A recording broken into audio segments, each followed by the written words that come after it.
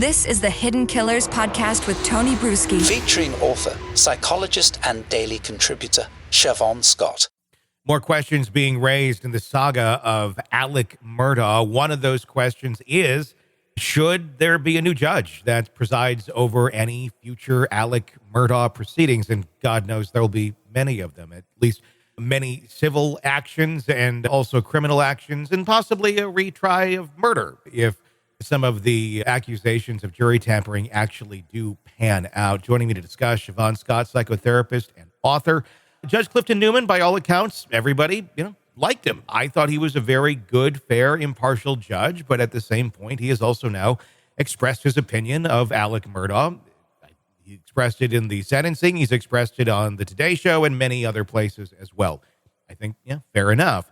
But at the same point, you're still presiding over Alex Murdaugh cases. The optics are not the greatest. And the other piece of this is the connection to his clerk of court, who already has those allegations against her of jury tampering. And we'll talk about that in just a moment. First, I just want to talk about the fact itself that Judge Clifton Newman is set to preside, actually over a November 27th trial date. They're asking the Supreme Court there to put a stay on this right now until we can figure out what is going on, if Judge Newman should be there or whatnot. What are your thoughts on this in terms of the optics and what kind of impact it plays into a case like this with someone like Judge Newman?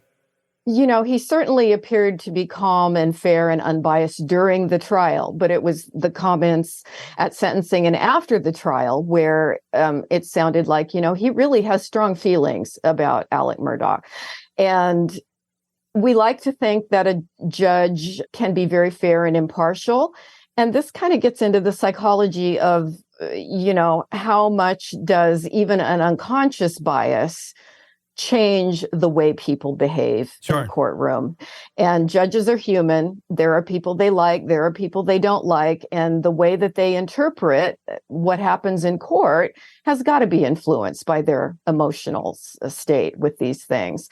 So I think if I were Mr. Murdaugh, I would be hoping for a new judge at this point. I can understand that. Yeah, I think it's a fair thing to look at with a case like this. And then, of course, you have the connection to Becky Hill, his clerk of court, and that's a very tight connection. Obviously, innocent till proven guilty on any of those allegations against her. And hopefully they have that evidentiary hearing to determine whether or not those accusations are, in fact, true or to what extent they are true. But she's been working. She's still been there as clerk of court for since the allegations came out. What about that? Should that have been something where, look, these allegations are out here. This is a pretty big case. Optics are not good. Take a paid leave or something of that nature, rather than continuing to be actively involved in the courts there. It sure sounds like paid leave would have been a good way to handle it, and an aggressive investigation as soon as possible, because it's, if these things are true, it's appalling. And at what is the price to be paid on the psyche of the whole country, not to mention the cost to everybody involved in the trial if you have to do the whole thing over again. I mean, it's really a nightmare. What sort of weight should be put on the statements of the jurors, hopefully when they have that evidentiary hearing? You have several already who have been investigated by SLED. SLED saying, most of them are saying they have no recollection of Becky Hill ever trying to influence them, or if anything she did say, we didn't take it that way and it did not influence our decision. But not all of them have said that. There's still a few holdouts that have not made a statement to that. And they're the same ones who also made statements to Jim Griffin and Dick Harpootlian, where they have their sworn affidavits. Because keep in mind, they are attorneys, but they can't just make things up out of thin air and hope for the best. There needs to be something of substance to that.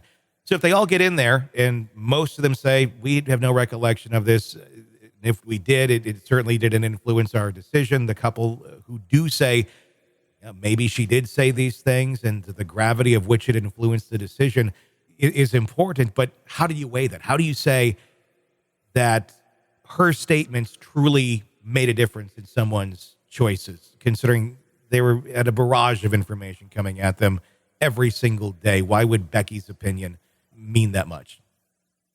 Yeah, this is almost like, okay, here's another big trial to try to sort that one out, isn't it? It's a confusing one, but there are really clear rules against that sort of behavior.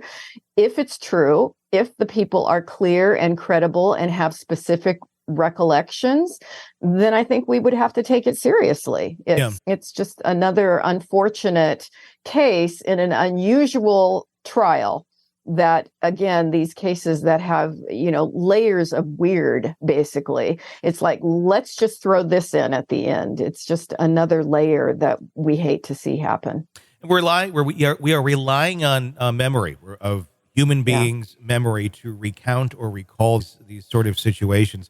How accurate can that be? How accurate can it be in terms of both not remembering or, getting this in your mind that, well, maybe she did say those sort of things, and then the mind, false memory, essentially reconstructing it in a way that maybe does play to that sort of a narrative. Yeah. And I think one of the factors in how much weight we would give it is how specific are the memories, and how clear and how direct were these statements made. It just depends on what the people can report and how credible they seem. But yeah, it's just... Ultimately, if we have just one of them saying, she said these things to me, I know it, and they were, in fact, a juror that cast their vote, is that enough to get a retrial? Boy, I'd hate to be the one making a call on that one. Yeah. But again, I think it would depend on how credible is the juror, how clear were the statements made, how specific, and certainly if there's more than one person who heard the statement, because, people can be mistaken or people can mishear. We all mishear all the time. Ask my husband, who claims he doesn't hear half the things I say to him, that I'm sure I said. Sick of the ads? We are too. Start listening with no commercials now and get access to all of our episodes in advance of everyone else. Become a True Crime Today Premium Plus subscriber on Apple Podcasts. Search True Crime Today Premium Plus on Apple Podcasts or go to our podcast page and sign up now. True Crime Today Premium Plus. Sign up now.